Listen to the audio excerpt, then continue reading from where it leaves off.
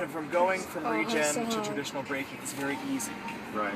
There's no like harsh adjustment. It's just kind of one or the other, and you don't even notice the Touch difference. screen. So it looks like we're going to have to move over a lane.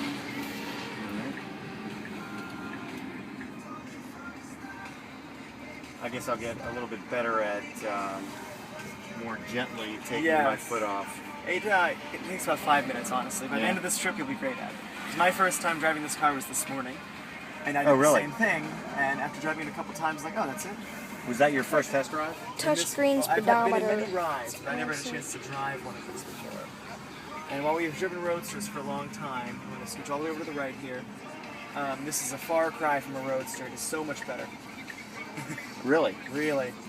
It handles better. It's so much smoother. The Roadsters, even its newest suspension system, has got nothing on this. So I guess, this is really amazing. Yeah, go ahead and turn right. You're good. You're not waiting for anybody. Yeah, good catch getting the turn signal correct. The stock is relatively low. Stick to the right lane here. I'm going to ask you to go and roll up your window. Yeah. We're going to hit some kind of bumps up here. We'll pause the music. I'm going to leave the air on because it is hot. It is. But this is a really good opportunity to show off how quiet the interior is. The suspension is awesome. And the engineers had a really, they had a task trying to get this thing silent on the inside, because in the traditional car, the engine helps dull the road noise, and we don't have that luxury. Right. And I would hesitate to call it a luxury. It's really not something that you want to have.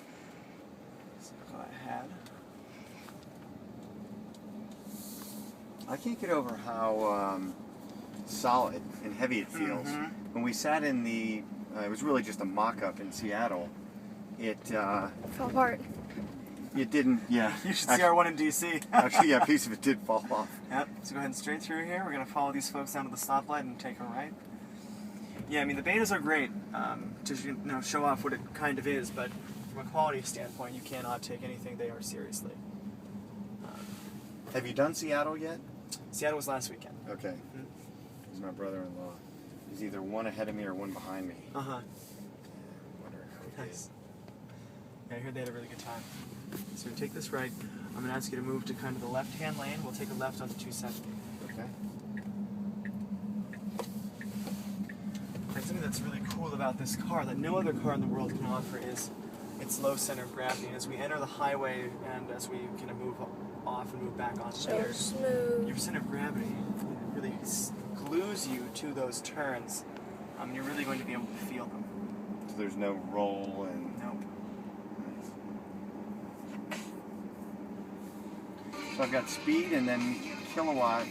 So yeah, on the right side there, you have your kilowatt input and output. So the orange means that we're using power, the green means we're pulling it back in. Okay. The car, of course, there are RPMs involved, but they don't really mean anything on this. Right. Because it is a single speed, unless you're just going or you're not. So the kilowatts are a little bit more useful to folks. I can feel the power in this thing. So right up here, we're going to be taking a left as this lane forms here. So this is the 85 Performance. And A lot of space. what makes it a performance? A bigger inverter, more powerful inverter. It's the exact same battery. Okay. The electronic components on here are extreme. There's nothing else in the world like them. Okay. We are essentially just ripping power out of this battery and shoving it into here. And what we're gonna have, let's go for it. Let's turn this corner and gun it. You've got space. Go, go, go. Woo! Wow. Look how fast we're going. It felt like a maglev amusement park ride. Wow. Awesome. That is unbelievable. It really is linear acceleration, isn't it? It's sorry? just, there's no creep to get up to power like with a combustion engine. You can stay in this thing just fine. Wow. Man, that just felt. That's a rough connection, but okay. Yes, it's one thing that actually makes this vehicle better than the Roadster is that it's move over just one lane. Oh no, stay here. Sorry. Okay. Falling apart. It's 55 to 75. Acceleration time is actually better than that of the Roadster. Oh, really? Is it true? Does the Roadster do well in snow? Fantastic. Yeah, good question, Max. As will this. Even though, most folks were used to thinking, rear-wheel drive cars, the last thing that you want anywhere where there's snow. Right. But because we have such incredible traction control here, it is nearly impossible to spin your wheels. Essentially, the only way to do it is to actually turn the traction control off. You've got a computer back there that takes 1,000 readings per second, and you have instant access to torque. Take this exit here. And so the instant that the car feels that something is wrong, it's addressed. As opposed to even the best all-wheel drive systems, it may feel that something's wrong, but it's either going to kick up the RPMs or ramp them down. Right. We never have to wait. It's always just ready to go. So these turns are wonderful because you really can't feel how well that car is. We're not going anywhere. We're going to stay right here because we're going to take Washingtonian Boulevard.